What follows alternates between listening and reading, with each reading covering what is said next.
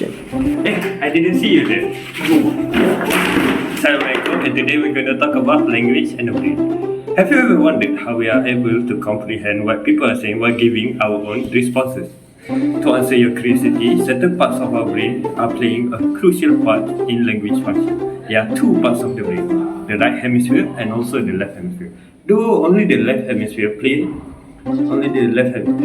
is responsible for comprehending, sending signals, and generating speech. They are called broadcast area, Wernicke's area, motor cortex, and arcuate fasciculus.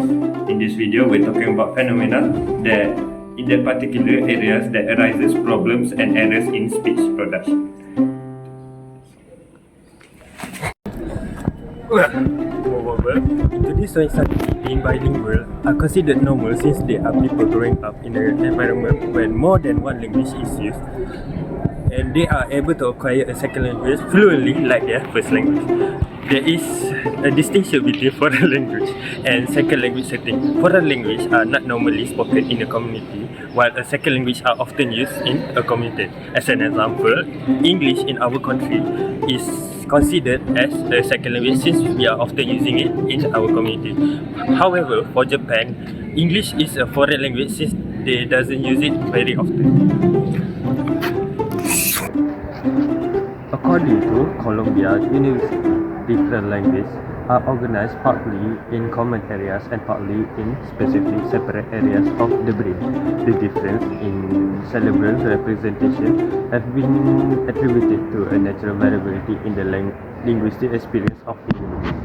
Specifically, age, manner of acquisition learning of a language, level of proficiency, and linguistic environment are believed to be responsible for the difference in a bilingual brain. The field suggests that the level of proficiency is a critical factor of brain activation in language tasks.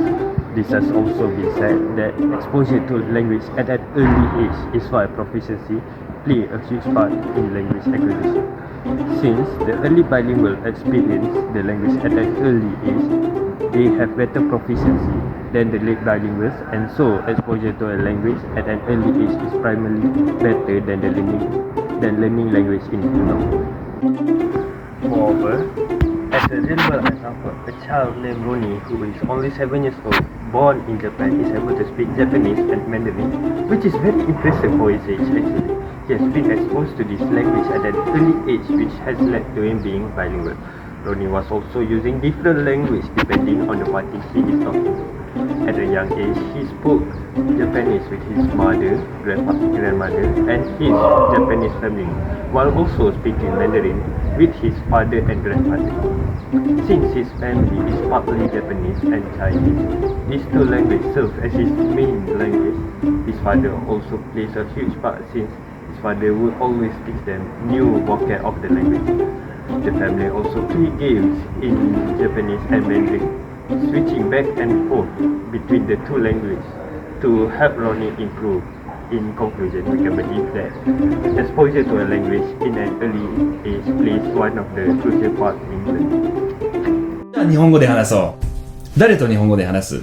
僕のお母さんとおばあちゃんと日本の家族。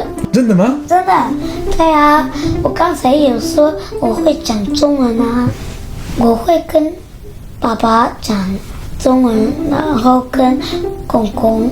Wow! Next up, we have Brother Shakirin to talk about parent child. Thank you, Brother Aish. My name is Muhammad Shakirin bin Sahimi.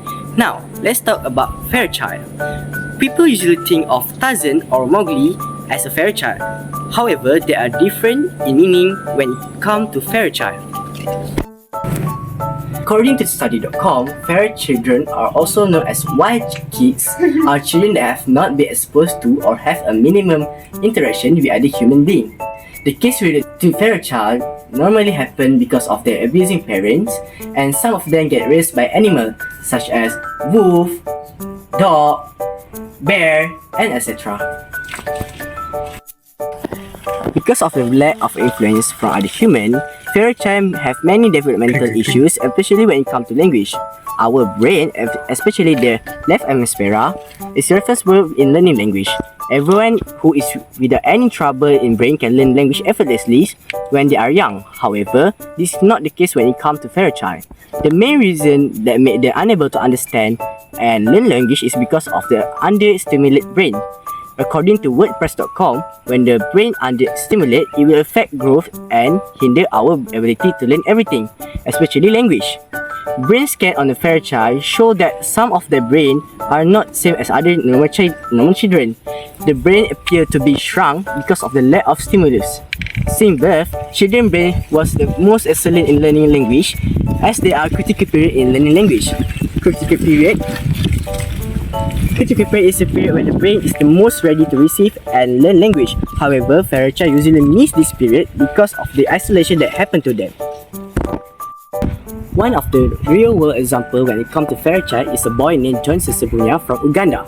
In 1991, John Sesebunya ran from his home at the age of 2 or 3 years old from his abusive father. He ran from his home in order to save himself after witnessing his father kill his mother in front of him. John ran into Uganda jungle and has been raised by a group of velvet monkey.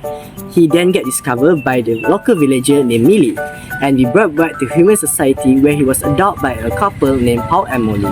After 10 years living with his adoptive parent, he then gets interviewed by a television studio to share his point about human and other things. John had already been in human society for 10 years, however, he still got a problem in comprehending language fully, as shown on this text of speech. It can be said that there be a minor problem in his brain that related to language comprehension. In the case, it might be due to Broca aphasia, also known as aspiration aphasia. This is because the symptoms that John showed are the same with Broca aphasia patients, such as reduced amount of speech and slow effortful speech as been shown in the picture before. I already showed my point. Now let's move on to the next concept, which is a slip of the tongue that will be presented by Brother Luqman. Let's go. Hey guys, my name is Luqman and I'm going to talk about something that commonly happens while we have a conversation in our daily life.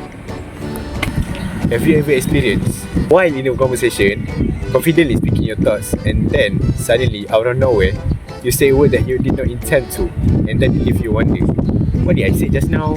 This situation is what they call slip of the tongue and spoonerism. Slip of the tongue is a speech error in which a sound or a word is produced in the wrong place, where spoonerism is accidental switching two parts of word or the entire words. Now, what is the relation between slip of the tongue and language of the brain? According to Google scholars, before we go into speak or have a conversation, our brain swiftly arranges word into grammatically correct sentence. This process involves many parts of brain like Broca's area, used for speech production, and Wernicke's area used for language comprehension. Motor cortex also included in this process. It is located in the frontal lobe of the brain. It is important not only for coordinated voluntary movement of the body but also for the intricate process of speech production. Responsible for planning and executing the precise movement of the tongue, lips, jaw, and other speech articulators. The motor cortex play a crucial role in the translating thoughts into spoken words. Research has found that individuals more likely having slip of the tongue if they are speaking quickly or feeling nervous, tired, or stressed. This thing will affect the way our brain works and causing slips. I don't know how to start this. I bought a brand of Kingles. Based on the video, this mistake accidentally made a mistake in his speech, and that phenomenon is called spoonerism. Like I said earlier, spoonerism is accidental switching two parts of words or the entire words. As we can hear in the video, the speaker wants to talk about the thing he got, which is can or Pringles. But instead of saying the correct pronunciation, he said, I got a brand of Kingles. This is due to interchange of two parts of word which are C from can and per from Pringles, causing the word can change into brand and the word Pringles change into Kingles, resulting in an unintentional phrase.